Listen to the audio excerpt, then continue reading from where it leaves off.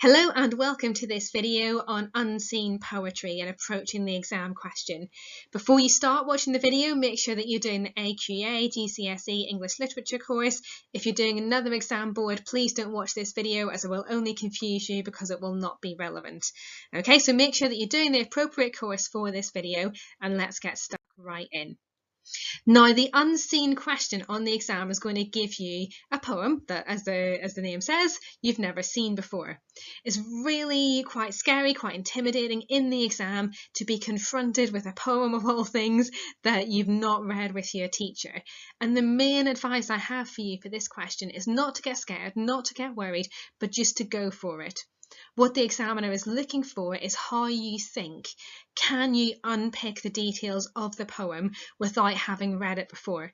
And remember, every single person in the country is going to be in exactly the same boat. You know, no one will have studied this poem before. So as I say, just absolutely go for it. We've got an example on the screen here, which is a poem called Break, Break, Break by Lord Tennyson.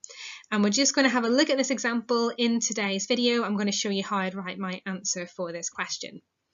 At the top, we have the title and the poet's name. This name is a bit funny, Alfred Lord Tennyson. We're just going to refer to him as Tennyson. We have the poem itself, which of course you need to read really carefully in the exam. And we have the exam question. In Break, Break, Break, how does Tennyson present the speaker's feelings about loss of a loved one? And we have 24 marks available for this question. On this particular paper, lots of students think by the time they've done the first couple of essay questions that it's kind of over. But do not forget these last unseen questions because this comprises a lot of marks on this particular exam. So 24 marks, we require a substantial answer. Let's have a look at this poem then, and we'll just start by reading it. Break, Break, Break by Lord Tennyson. Break, break, break on thy cold grey stones, O sea, and I would that my tongue could utter the thoughts that arise in me. Oh, well for the fisherman's boy that he shouts with his sister at play. Oh, well for the sailor lad that he sings in his boat on the bay. And the stately ships go on to their haven under the hill. But oh, for the touch of a vanished hand and the sound of a voice that is still. Break, break, break at the foot of thy crags, O sea, but the tender grace of a day that is dead will never come back to me.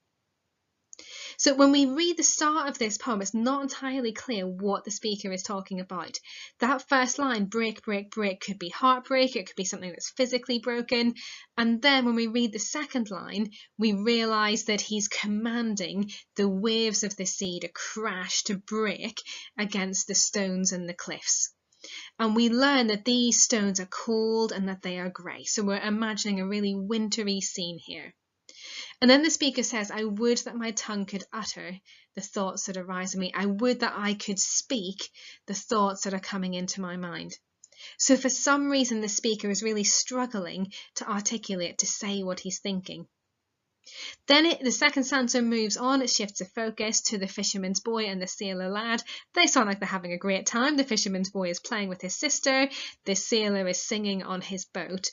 And it sounds really kind of wistful or verging on bitter perhaps at this point in the poem, because the speaker almost wishes that he could be playing and singing and enjoying himself as much as this fisherman's boy and this sailor lad can.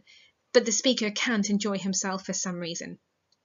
Then he looks a bit further right and he sees the ships go on. So he sees on the horizon of the sea, the ships are continuing to sail. And then we get the answer to the problem in the poem, why the speaker is feeling the way he is. And he says, oh, for the touch of a vanished hand and the sound of a voice that is still. So we know that the speaker has lost someone, and the question directs us to the loss of a loved one. So we're assuming that the loved one has died. So we know that we've got loss, and then in the final stanza we return to that phrase, break, break, break, at the foot of thy crags, O sea, and we get a real sense of the speaker's violent emotions here, and the crashing of the sea against the rock mirrors those emotions, becomes a metaphor for those emotions. And he talks about the day that is dead will never come back to me, about how the loss of his friend just seems to have ended everything, and the poem ends with a real sense of despair. In terms of understanding the poem in the exam, there are 5 questions that you should ask yourself. So think to yourself, who is in the poem? Where are they? When is this? When's the poem set? When's it happening? What is going on? And why is this happening? So who is in this poem? Well, we have the first person speaker and we have the boys working and playing. Where are they? The speaker seems to be on a cliff overlooking the sea. When was the poem written? You won't necessarily know this, but if you look at how old-fashioned some of the language is in this poem, we can make a guess that it's the 19th century, but it's some time ago. It's quite important to try and get a sense of the context of the poem. You won't necessarily be expected to write about that, but you might pick up on details, for example, about social expectations, about gender and so on, and you can weave that into your answer. What's he doing or what's he talking about? Well, the speaker's friend has died. He uses the sea crashing on the rocks as a metaphor for his grief. And why is this happening? Tennyson is articulating the lasting pain of loss, also reflecting on how life continues as normal for others, even if his life seems to have stopped when his friend has died. So now that we've understood the poem a little bit, let's look at the question. So the question says, in Break, Break, Break, how does Tennyson present the speaker's feelings about loss of a loved one? That word how tells us that the examiner is expecting us to analyse the poem's language and structure. It gives us a topic or theme to focus on, and 24 marks means we need a substantial answer, so that would be about 4 analytical paragraphs. I don't generally teach students to write an introduction or a conclusion for this question. I think by this stage of the exam we're kind of running out of time for that. As always, the first thing we're going to do is plan, and we're going to plan 4 paragraphs for our response for this question, because there's 24 marks for this question, so we need quite a substantial answer. I'm going to work chronologically through the poem, so starting at the beginning and just working my way through to the end. So don't kind of jump about through the poem, just start at the beginning and at the end of the poem. And the first thing I'm going to look at is this use of the sea crashing on the rocks as a metaphor for pain. So the quotation that I would use to go along with that is the break, break, break quotation. Then we learn that the speaker is not able to talk about his unhappiness. He's not able to articulate that to anyone who he knows.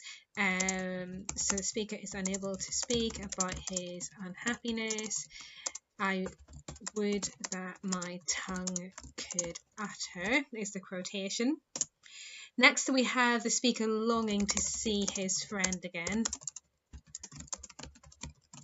And he says, oh, for the touch of a vanished hand. And finally, the last thing I'm going to talk about is the poem's circular structure. So in order to find that, I've looked at the end of the poem. We have a repetition of that break, break, break. So we're going back to the beginning, and I'm going to say that the speaker is unable to break free from the cycle of grief. Okay, so that's my 4 paragraphs mapped out. Now I'm going to write my paragraphs. I'm only going to model one here. As I said in the plan, we would have 4 paragraphs, and I'll just show you how to do one, and then you could work on the other 3 yourself at home. I'm going to start by signposting the examiner, so by saying at the start of the poem.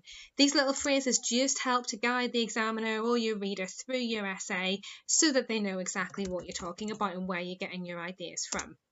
So at the start of the poem, Tennyson emphasises the speaker's pain and anger at the loss of his friend.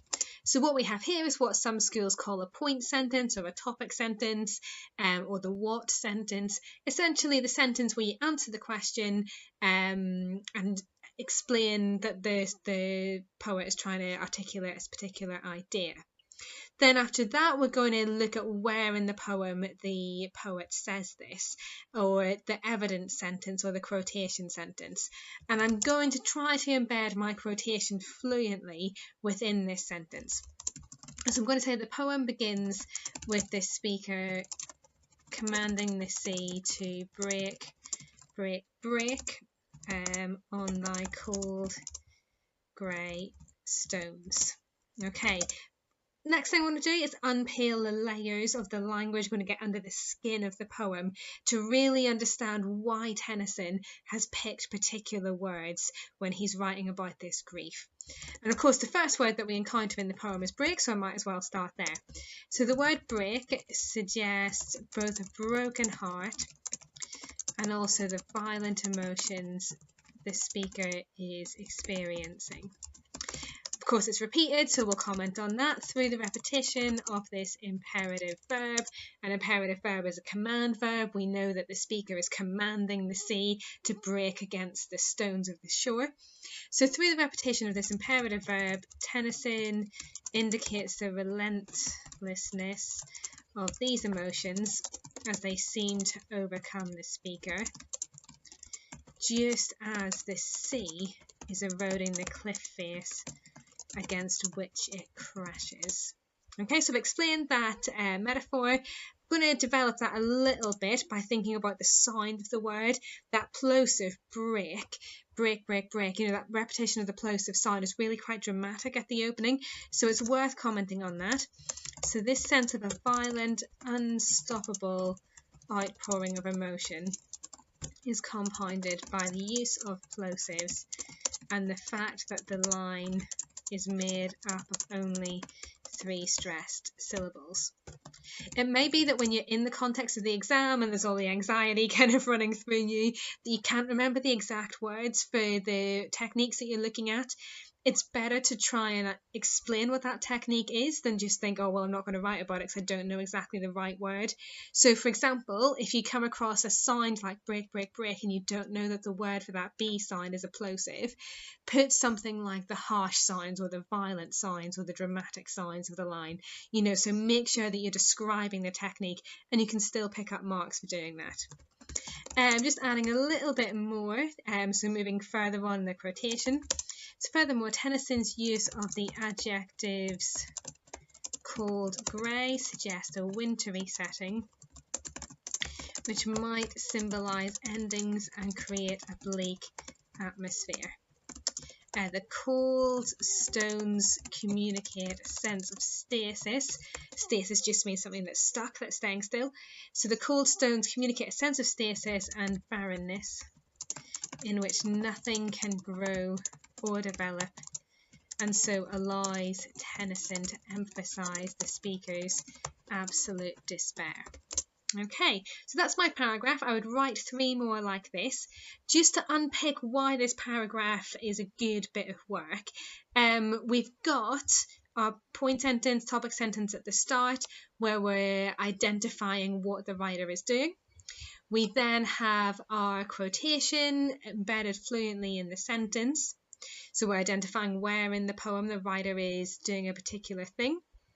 We are then moving into peeling back the layers of the language.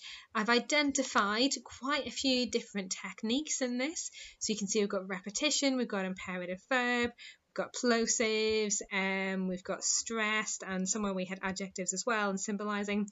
Now, as I said, you can describe the techniques if you can't remember the word for them. But I'm not just identifying techniques, because that's only going to get me a limited number of marks in the exam. I'm identifying the techniques and then saying why the writer is using those techniques. So, for example, in this sentence here, Tennyson's use of the adjectives cold grey suggests a wintry setting, which might symbolise endings and create a bleak atmosphere. So I'm looking at why the writer has used those particular words. So as I said, I'd write 3 more paragraphs, no need for an introduction or a conclusion on this question, and that is the end of my answer. Thank you very much for watching this video. Head over to amysmithliterature.wordpress.com to download some other resources to help you revise.